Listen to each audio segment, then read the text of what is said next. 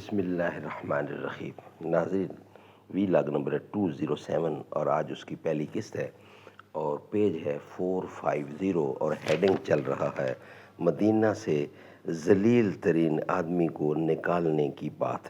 اس کا کچھ حصہ ہم آپ کے سامنے رکھ چکے ہیں، کچھ بقیہ ہے وہ انشاءاللہ ہم آپ کے سامنے رکھیں گے۔ ناظرین، جو مین ہیڈنگ ہے ہمارا وہ یہ چل رہا ہے غزوہ بنی مستلق یا غزوہ مریسی، سن 5 سے لے کر سن 6 ہجری۔ یہ مین ہیڈنگ، مین چیپٹر، یعنی یہ ہے اسی کے سلسلے کا سب ہیڈنگ ہے جو ہم آپ کو بتا چکے ہیں کہ مدینہ سے ذلیل ترین آدمی کو نکالنے کی بات۔ ناظرین، یہ کتاب جس سے یہ واقعات ہم آپ کے سامنے رکھ رہے ہیں، اس کتاب کا رائٹر ہے مولانا صفی الرحمان مبارک پوری رحمۃ اللہ علیہ، اور اس کتاب کا نام تعارف، یعنی اس کتاب کا ٹائٹل ہے الرحیق المختوم۔ سیرت النبی صلی اللہ علیہ وسلم پر دنیا بھر میں اول انعام یافتہ یہ کتاب ہے جس سے یہ واقعات ہم آپ کے سامنے رکھ رہے ہیں۔ نحمدہ ونصلی علی رسولہ الکریم، بسم اللہ الرحمن الرحیم۔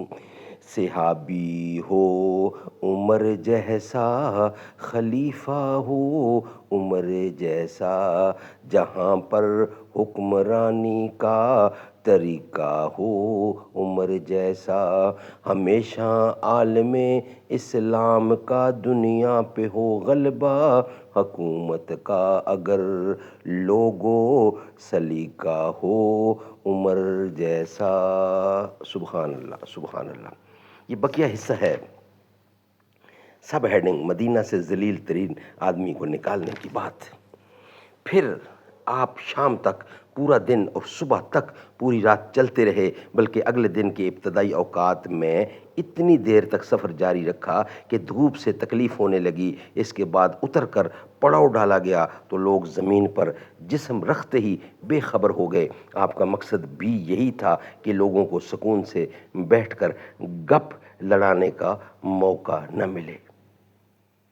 ادھر عبداللہ بن ابی کو جب پتہ چلا کہ زید بن ارکم، یعنی زید رضی اللہ بن ارکم نے بھانڈا پھوڑ دیا ہے، تو رسول اللہ صلی اللہ علیہ وسلم کی خدمت میں حاضر ہوا اور اللہ کی قسم کھا کر کہنے لگا کہ اس نے جو بات آپ کو بتائی ہے وہ بات میں نے نہیں کہی ہے اور نہ اسے زبان پر لایا ہوں۔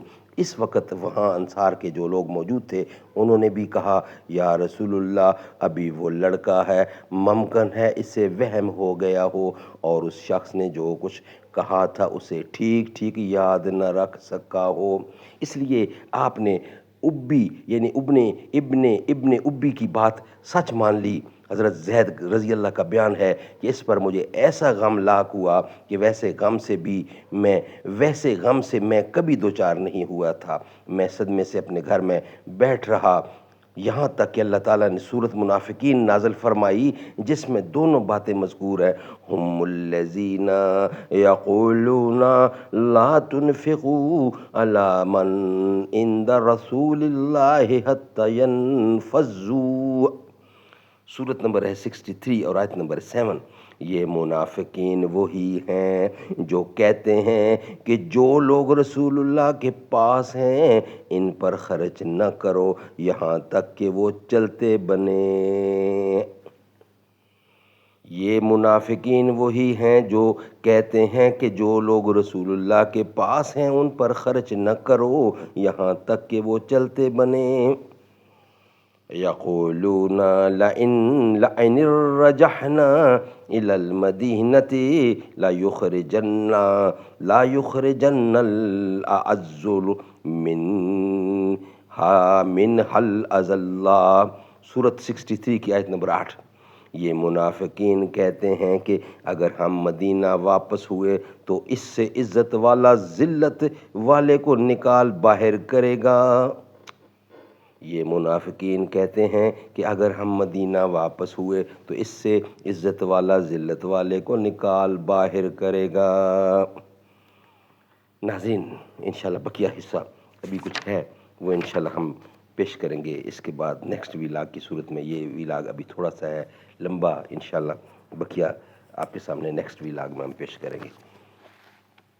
در نبی پر پڑھا رہوں گا، پڑھے ہی رہنے سے کام ہوگا، کبھی تو قسمت کھلے گی میری، کبھی تو میرا سلام ہوگا، خلاف معشوق کچھ ہوا ہے، نہ کوئی عاشق سے کام ہوگا، خدا بھی ہوگا ادھر بھی اے دل، جدھر وہ عالی مقام ہوگا، در نبی پر